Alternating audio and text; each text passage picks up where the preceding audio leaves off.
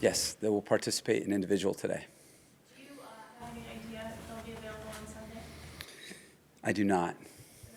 Yeah, it's only Wednesday, but you'll see him in practice this week, and I think we're just going to build him up as we go, and I think we'll be able to tell you a lot more as the week goes on.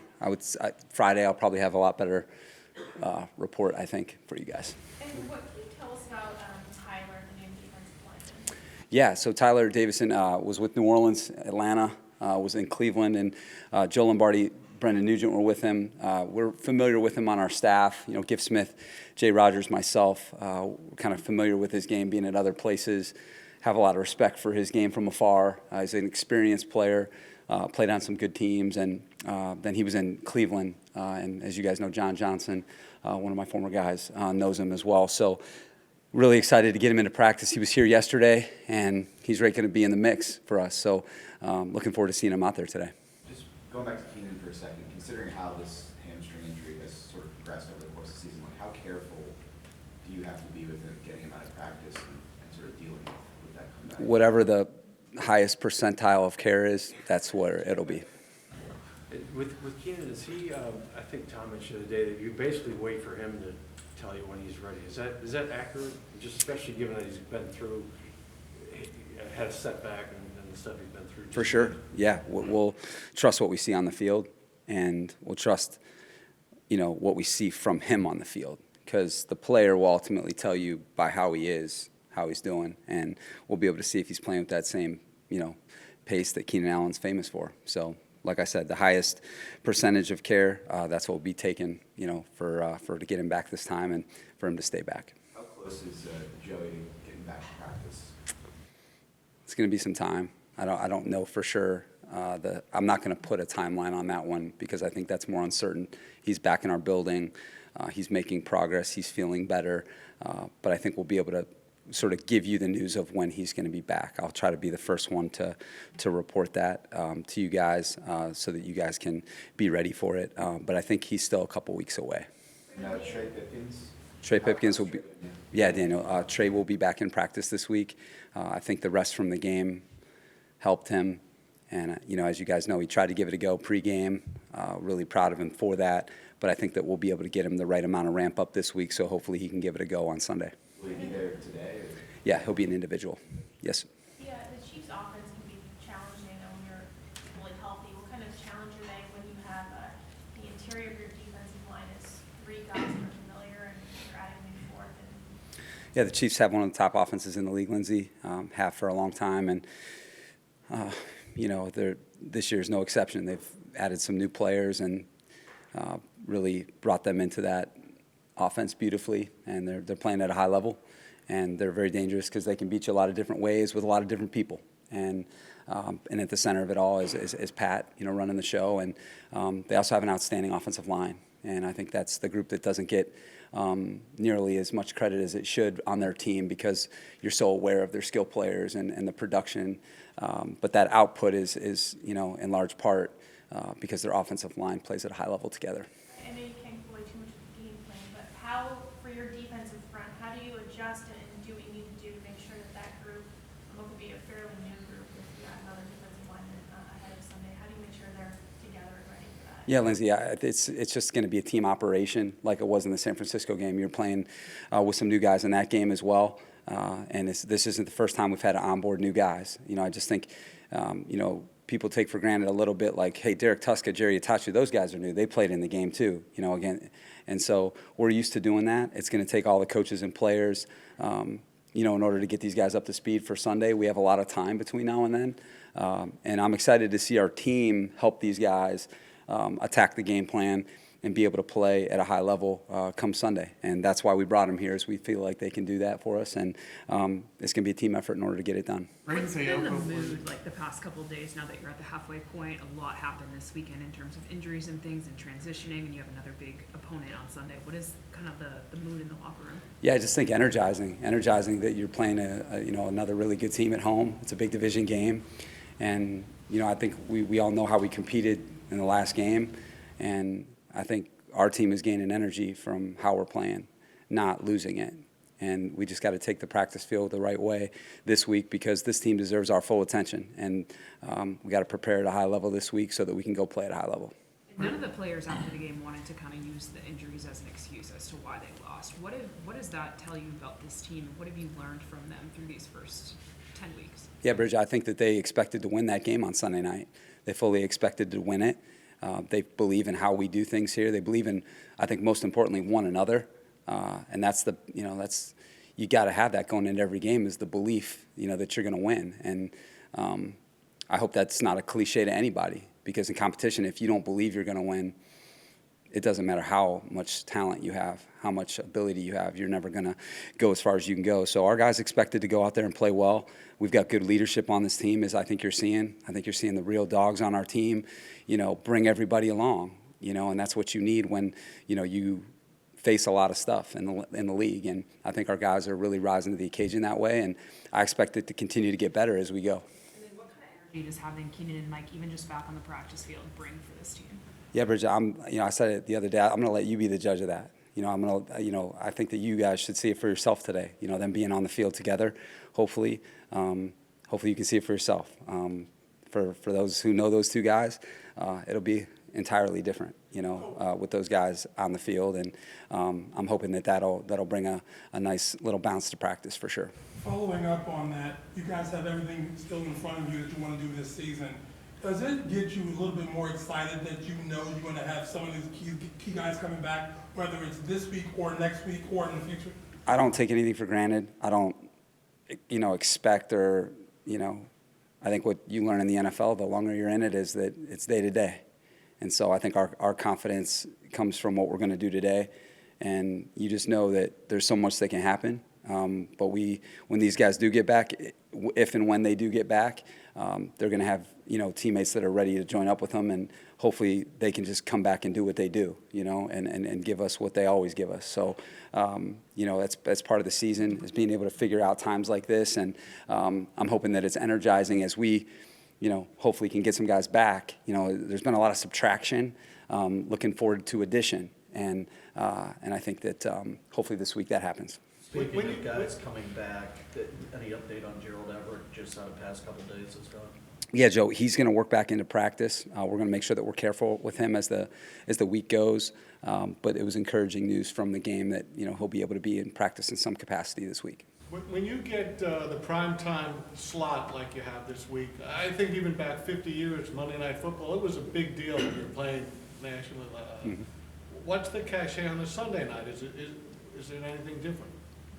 I mean, I think anytime you're the only game going, that there's a lot of energy that comes with that. When you know that the entire world is watching you, and the sport of football, the attention that it gets, and it's just a great opportunity to showcase who you are. I know that last week that brought out the best in our team, and I expect it to be the same going against another, special opponent, and I expect the challenge to bring out the best in everybody on our team. Brandon, last week, on Sunday, Braden played a lot more than I'm sure you guys expected, but how do you feel like he handled the workload against the 49ers? Yeah, Bray plays like he's played for us in the past. He's just playing better now because he's been with us longer, but it's an outstanding team that he's going against, and Bray was productive in the game.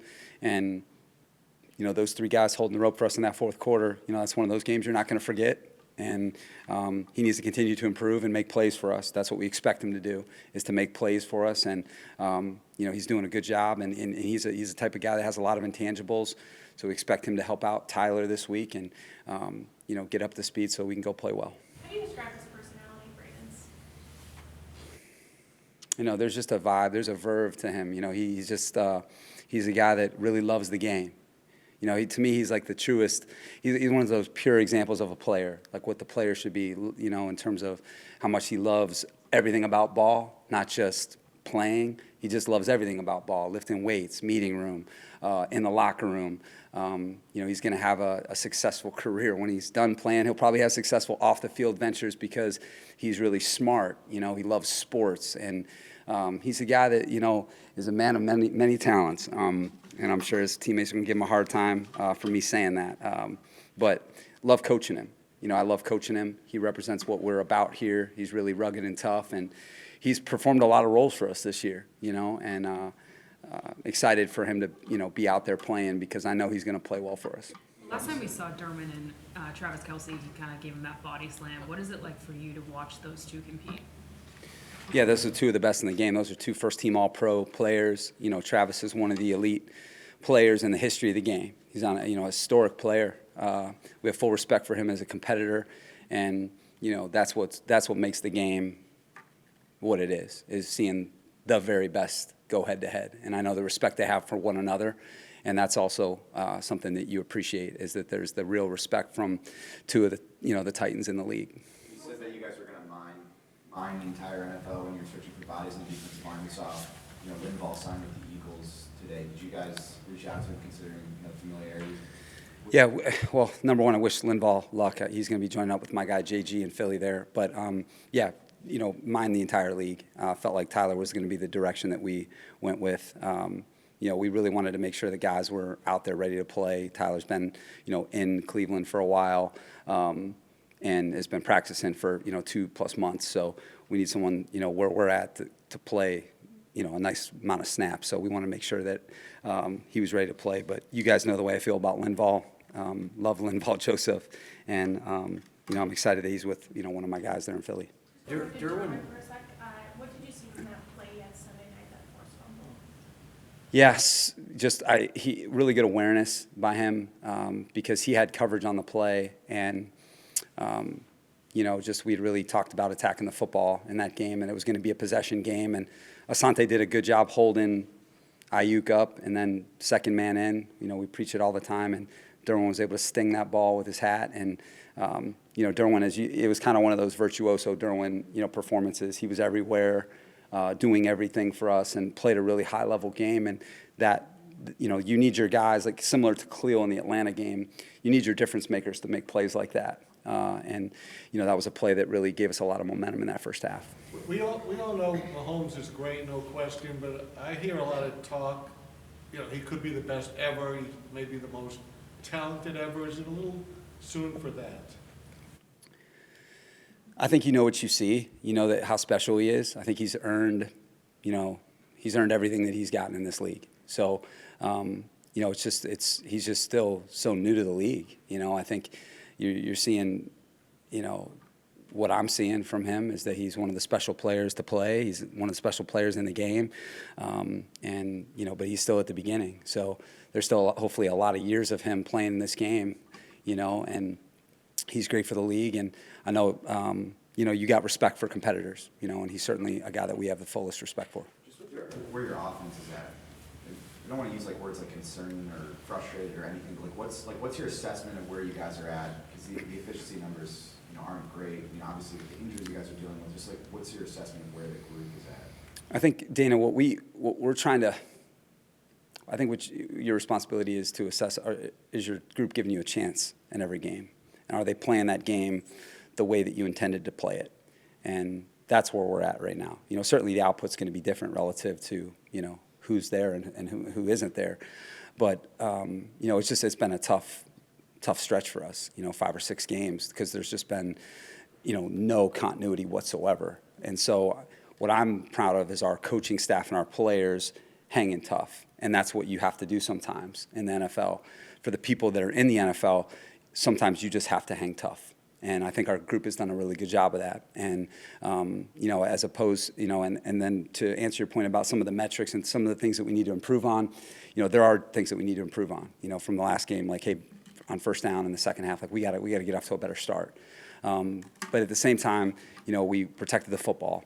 We took the sting off some of their rushers, and I think that we achieved that goal. So you just take the good with the things you need to improve on and keep it moving, and that's just been what type of year it's been. But I think our group is improving as a group because we're figuring out more ways to play, and I think that's a positive with your group because it's reality. You have to figure out ways to win, a game like that, and I thought we gave ourselves a chance in that San Fran game. Just with the second half, that they mentioned the San Francisco game, not to look back, but Fred Warner had some comments after the game where he said that, they were basically calling the same play on every first and second down in the second half, and D'Amico really simplified things.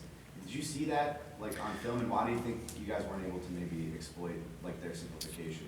Well, they stopped playing man-to-man because they had gotten hurt in man-to-man.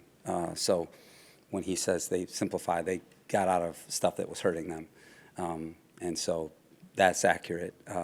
Just in the second half, we weren't able to achieve that first down success. We knew what coverages they're playing. Obviously, it expressed itself later in the third quarter where, hey, they're not playing man-to-man anymore. But we just didn't get off to a good start on first down in that game. And that's where it really happened for us. On those runs in that second half, we weren't able to generate anything, and then that put us behind. Derwin has had some good success against Kelsey in the past. How much of that is scheme? How much of that is just Derwin? I mean, I give, Derwin deserves the credit for playing. All credit deserves to these players when they perform well. But they're both, I think, in studying their games against one another, even long before I got there. You just know that when two great players are playing against each other, you're going to win some, you're going to lose some, and that's how it is with both those guys. But it's just the level of play is so high between those two guys and what they do for their teams, and that's what you appreciate is that both of them play at such a high level, and hopefully it'll be another show for people on Sunday.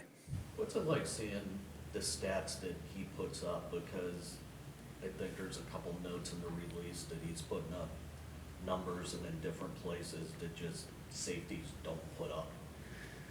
Yeah. Fumbles, sacks, Right. those two. Yeah, Joe, I think that for the average NFL fan to be able to do as much as he does on the football field, like not only what he's doing, but how he's doing it, and then how challenging that is physically and mentally, like the tax, like it would just be hard to explain to people the tax that, Derwin has on him during a week. And that's what the special players in the league get paid for, for that tax. But he always answers the bell, and there's no role that he won't perform for our team. And I think what he does is he does all those roles at a premium level. And that's what's rare about him is you don't have many defensive backs that can do what he can do. And, that's why, I say, like, you can never take what you're seeing for granted because you can name a handful of people in the last 20 years who's doing what he's doing on a day-to-day, game-to-game basis.